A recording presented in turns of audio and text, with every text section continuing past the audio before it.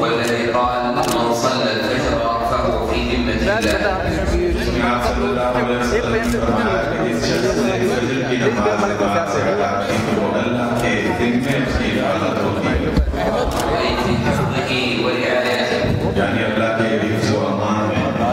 فاسأل الله تعالى أن يحفظنا وإياكم ويرعانا ويحفظ بلادنا وباكستان وبلاد المسلمين جميعا. آپ سب کی دعا کیجیے، ہم سب کی دعا کرتے ہیں کہ اللہ تعالیٰ ہم سب کی بھی حفاظت فرمائے، اللہ پاکستان کی حفاظت فرمائے، اللہ تعالیٰ ہمیں اسلام کے رسول کی حفاظت فرمائے۔ لقد اجتمعنا هذا اليوم في هذا المسجد لأجل صلاة الفجر وهي ركن عظيم من أركان الإسلام. آج ہم اس اللہ کے گھر میں جمع ہیں نماز فجر ادا کرنے کے لیے، اور نماز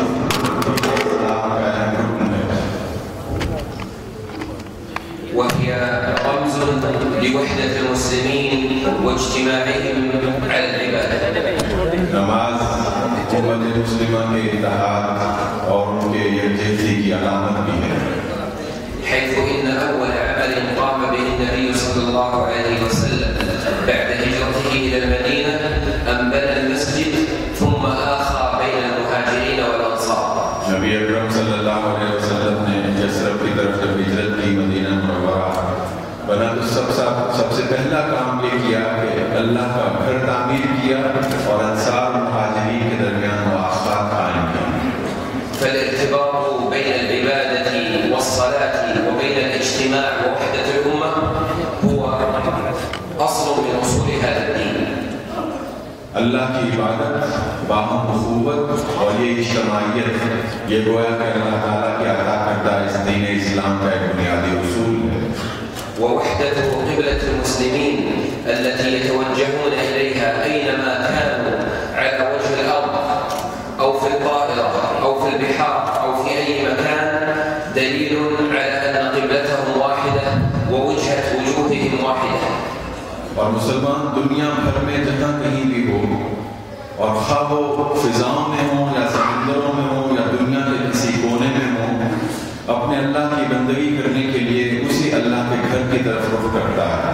یہ قبلہ اور ایک قبلہ ہونا اس بات کی بھی علامت ہے کہ تمام مسلمان ایک مرکز محبت میں گردی کرتے ہیں، وأن أي خبر يهدد قبلة المسلمين إنما يهدد وحدتهم في كل مكان ويهدد صلاتهم وعبادتهم في كل مكان.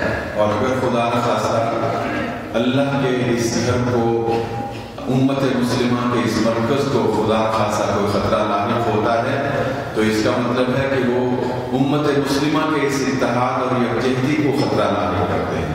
ومن هنا أدرك أعداء الإسلام أن سبب وحدة المسلمين هي عبادتهم وقبلتهم وكتابهم وسنة رسولهم صلى الله عليه وسلم. امت مسلمہ کے دشمنوں نے اس راز کو جان لیا کہ امت مسلمہ کو اسی صورت نقصان پہنچایا جا سکتا ہے، کوئی ایسا کام کیا جائے کہ جس سے ان کی عبادت، ان کے عقیدے، ان کی نماز اور ان کے مرکز محبت کو نقصان پہنچایا جا سکے۔ فأصبح الأعداء يهددون الأمة الإسلامية في معتقداتها وفي مقدساتها. اس لیے آج ہم دیکھتے ہیں کہ مسلمانوں کے دشمن وہ مسلمانوں کے مقدس مقامات اور مسلمانوں کے ایمان اور عبادت کے مرکز کو خطرات سے دوچار کر رہے ہیں، ولكن الله تعالى سينصر دينه ويعلي كلمته.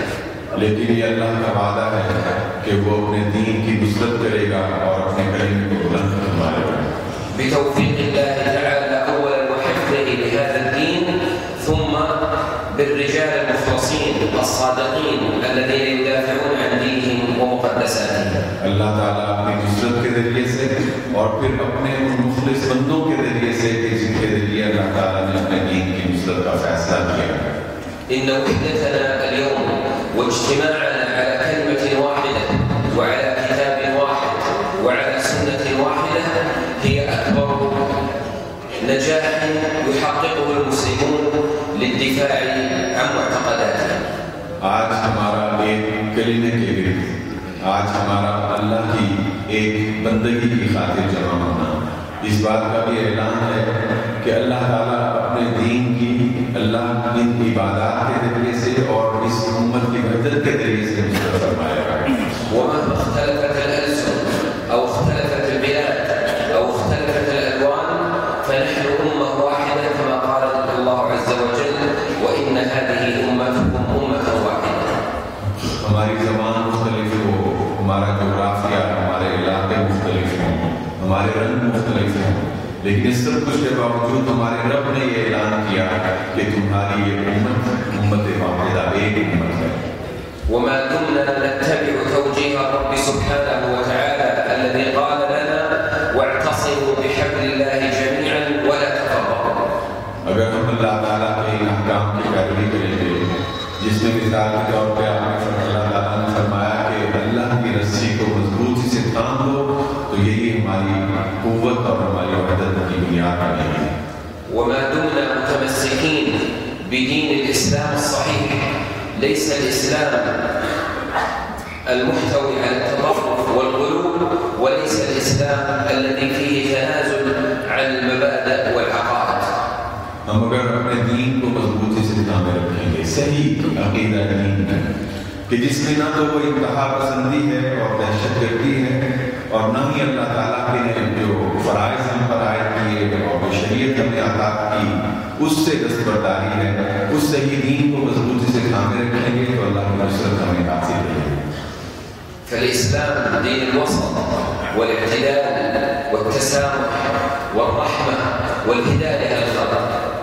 اسلام دین وسط، اعتدال کا دین ہے، رحمت کا دین ہے، ہدایت کا دین ہے. وإن التطرف والإرهاب الذي يضرب في بلاد المسلمين ويخرب ويقتل في بلاد المسلمين ليس من الإسلام. اور یہ اس بات کی بھی دلیل ہے اور علامت ہے کہ جو انتہا پسندی اور دہشت گردی جس کا خمیازہ آج پورے عالم اسلام کو بھگتنا پڑ رہا ہے، دین اسلام سے اس کا کوئی تعلق نہیں ہے. كما أن الاعتداء على الآخرين مهما كانوا من المسلمين ومن غير المسلمين الاعتداء عليهم والظلم لهم ليس من الإسلام. اسی طرح دین اسلام یہ بھی سکھاتا ہے کہ کسی بھی دوسرے کے خلاف جارحیت، وہ مسلمان ہو یا غیر مسلم ہو، اس کے خلاف جارحیت کا اسلام سے کوئی تعلق نہیں ہے. والله تعالى يقول لرسوله صلى الله عليه وسلم وما أرسلناك إلا رحمة للعالمين. رب ذوالجلال نبی صلی اللہ علیہ وسلم سے مخاطب ہوتے ہوئے فرماتا ہے کہ ہم نے آپ کو تمام جہانوں کے لیے رحمت بنا کر بھیجا ہے. فدين الإسلام دين الرحمة والعدل لكل الناس. دین اسلام تمام لوگوں کے لیے رحمت اور انصاف کا پیغام لے کر آیا ہے. أيها الإخوة الكرام، إننا نبتهج في هذه الأيام عندما نرى أمة الإسلام مجتمعة ومتوحدة.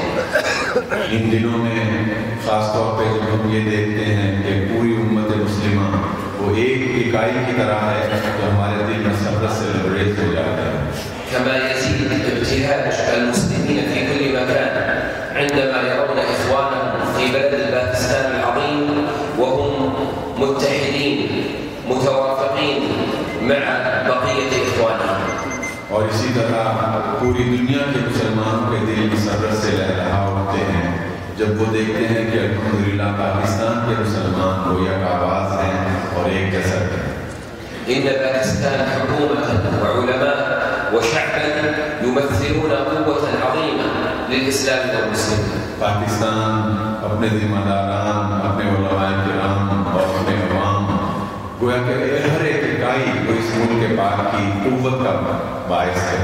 وإن المسلمين في كل مكان ينظرون إلى هذا البلد بالتقدير والاحترام لمواقفهم العظيمة للدفاع عن الإسلام وعن تعاليم الإسلام وعن مقدساته. اور پوری دنیا کے مسلمان اس ملک پاک کی طرف امید کی نگاہ سے بھی دیکھتے ہیں، مسرت کی نگاہ سے بھی دیکھتے ہیں کہ وہ ہمیشہ امت مسلمہ کے مسائل اور امت مسلمہ کے مفادات کی خاطر یکجان ہوتے ہیں اور یک آواز ہوتے ہیں. وإن الجهود التي تبذلها حكومة باكستان ورجال الإعلام والجمعيات الإسلامية والمراكز الإسلامية هي جهود مشكورة ولها أثر عظيم في حفظ الاستقرار والسلام في العالم.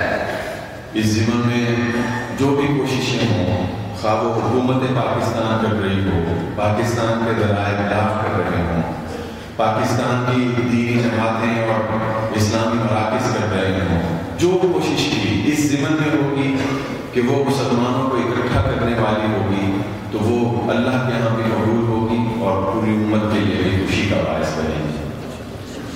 وأشكر هذه الجمعية التي استضافتنا في هذا اليوم وخاصة الشيخ سراج الحق حفظه الله وإخوانه وزملائه من العلماء ومن طلبة العلم ومن الحاضرين معنا في هذا المسجد على تنظيم هذا اللقاء الطيب وعلى استقبالهم وحفاوتهم وحرصهم على الدفاع عن الإسلام ومعتقداته ومقدساته. میں جماعت اسلامی پاکستان اور بالخصوص اس کے امیر جناب سراج الحق صاحب، ان کے تمام ساتھیوں، تمام علماء کرام، تمام طلباء علم، آپ سب جو اس محبت سے یہاں تشریف لائے ہیں، میں آپ سب کا شکریہ ادا کرتا ہوں. میں سب کے لیے دعا ہوں کہ آپ یہاں پہ اللہ تعالیٰ کی رضا کی خاطر اور دین اسلام کی تقویت کی خاطر تشریف لائے ہیں. اللہ آپ کو جزا دے.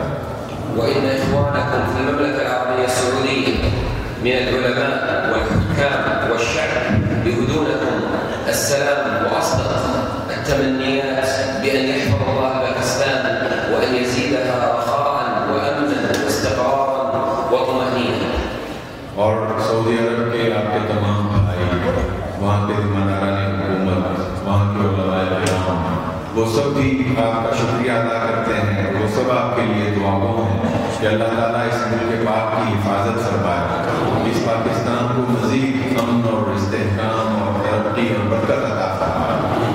وأسأل الله تعالى أن يجنبها الفتن والشرور والحروب والإرهاب ويجنبها كل سوء وكل مكروه.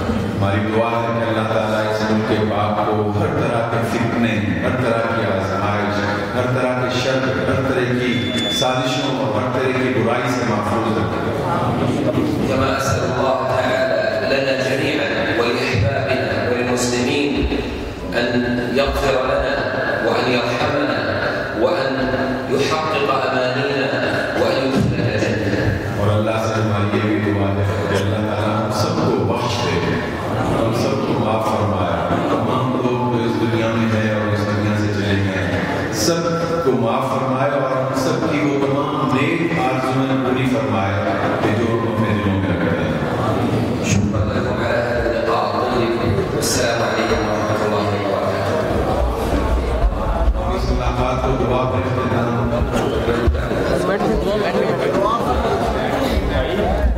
الحمد لله رب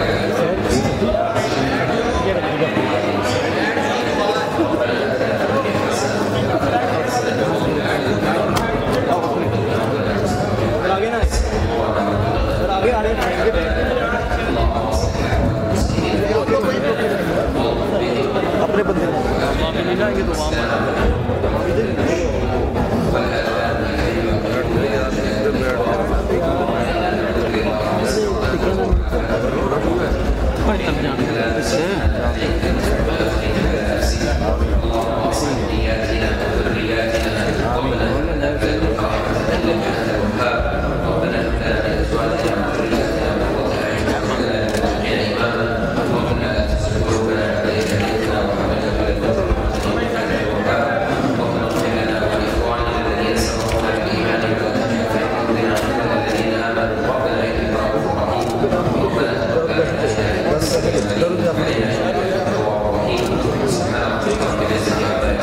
والسلام على المرسلين والحمد لله رب العالمين وصلى الله وسلم على نبينا محمد وآله وصحبه.